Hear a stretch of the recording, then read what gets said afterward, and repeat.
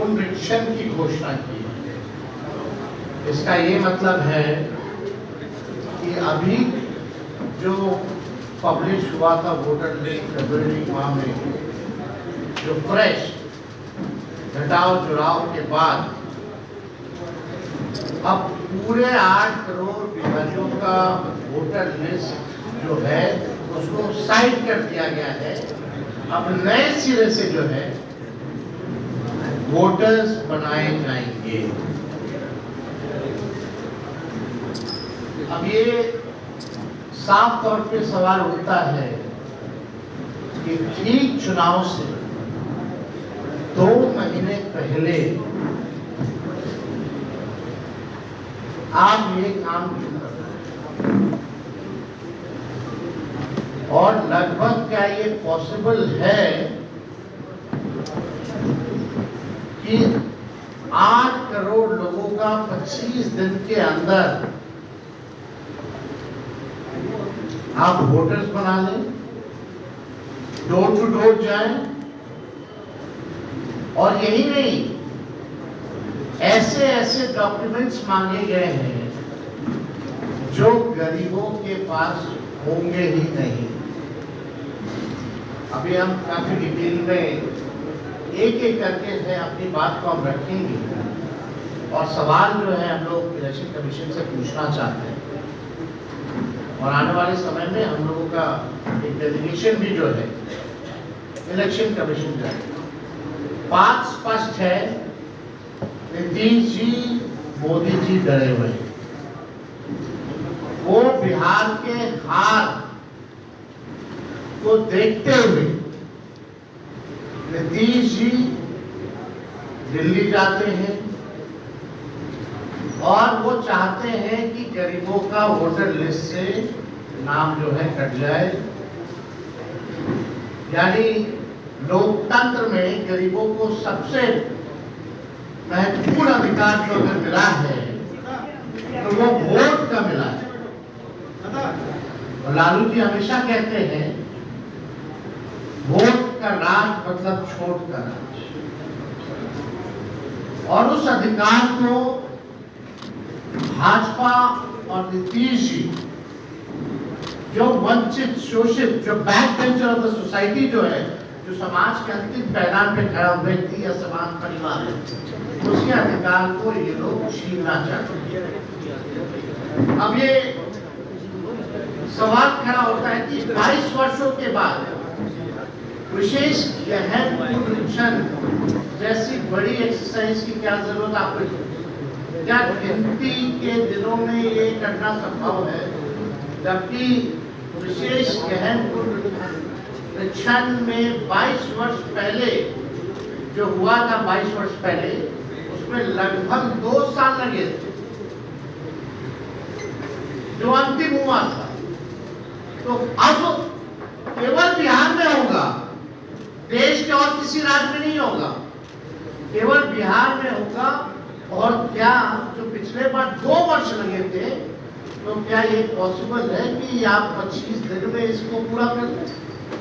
ये सवाल खड़ा होता है, और साफ इसमें साजिश की बू आती है, और इस साजिश में और कोई नहीं, नीतीश कुमार जी का बड़ा योगदान है और मोदी जी ये लोग डरे हुए। क्या चुनाव आयोग नहीं जानता कि ये मानसून का समय है बिहार में? हाँ, बताइए, बाढ़ बिहार का कुल 73% इलाका जो है बाढ़ से हम लोग परेशान रहते हैं, यानी क्षेत्र प्रभावित रहता है। 73% सवाल उठेगा कि लोग अपना जान माल बचाएगा कि चुनाव आयोग को कागज ढूंढ ढूंढ करके लोग देगा? ये सवाल पैदा होता है।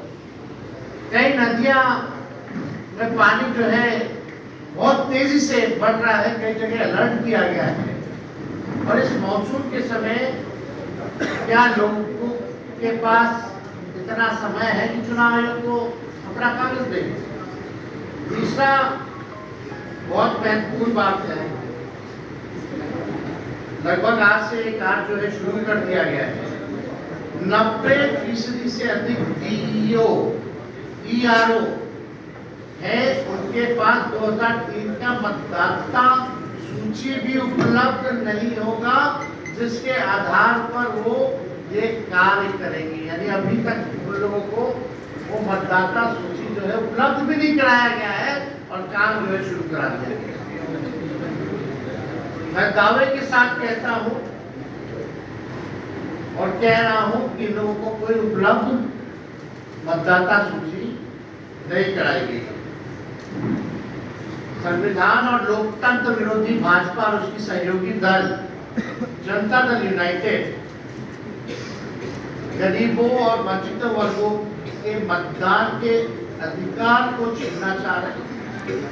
पहले उनका मतदाता सूची से नाम काटेंगे, पहचान पत्र नहीं होगा, फिर गरीबों का राशन बंद करेंगे, पेंशन बंद करेंगे, अनुसूचित जाति जनजाति और पिछड़े वर्गों की छात्रवृत्ति बंद करने का इनका पूरा एजेंडा है।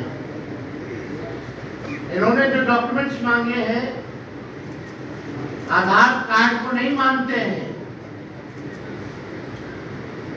मनरेगा कार्ड को नहीं मानते हैं,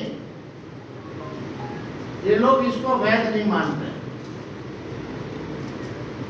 बिहार में हम दावे के साथ कह सकते हैं सबके पास आधार कार्ड भी नहीं बना हुआ, गरीबों के पास आधार कार्ड भी नहीं बना हुआ,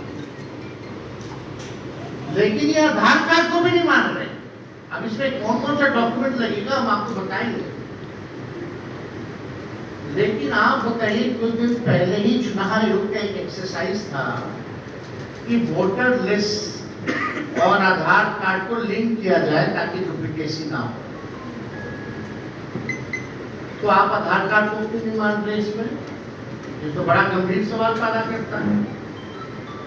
ये आरएसएस बीजेपी के लोग गरीबों वंचितों के मतदान का अधिकार समाप्त करना चाहते हैं और आज भी आरएसएस के एक बड़े नेता ने संविधान बदलने की बात की है।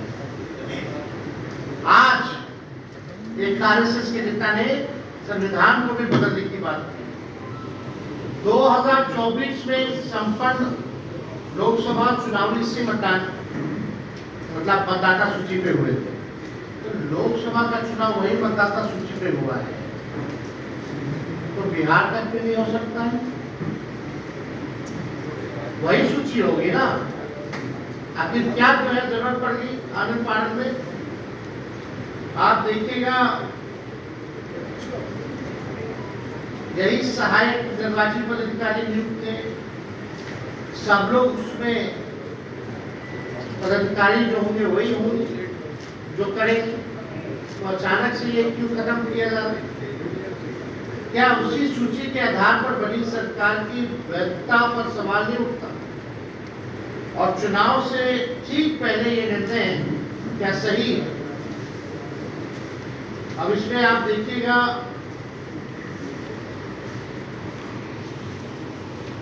बिहार में टोटल 8 करोड़ योग्य मतदाता है।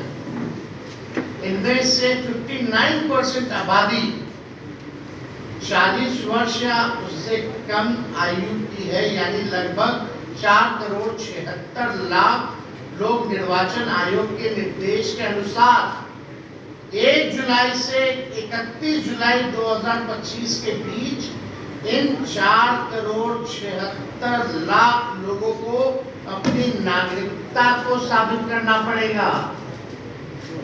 नागरिकता को साबित में आधार कार्ड नहीं है, मनरेगा वाला नहीं है, उसमें क्या है? अगर इन समूह को 4,76,00,000 लोगों को 3 समूह में अगर बांटा जा सकता है, पहला समूह लगभग 4% लोग जो 39 से 40 वर्ष की आयु के हैं, इन्हें अपनी नागरिकता का दस्तावेज प्रस्तुत करना होगा। दूसरा समूह लगभग 85% लोग जो 20 से 38 वर्ष के उम्र के हैं, यानी 4 करोड़ से अधिक लोग, इन्हें अपने पिता या माता का नागरिकता साबित करना पड़ेगा, दस्तावेज प्रस्तुत करना पड़ेगा, यानी माता पिता का बर्थ सर्टिफिकेट भी आपको ला करके देना पड़ेगा, तब जाकर के आप वोटर बनिएगा। एक बार फिर रिपीट कर दीजिए। तीनों समूह का रिपीट कर दें। पहला वाला भी सर। पहला समूह देखो भाई 4 करोड़